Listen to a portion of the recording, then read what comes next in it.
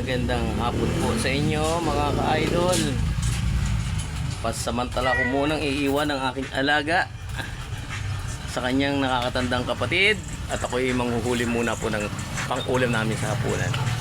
Manghuhuli po ako ng tilapia sa lawa ng Laguna. Ito po yung gamit ko, mga fishnet. Sige po guys, mamaya na. Hello guys, ito na po ako sa tabing dagat.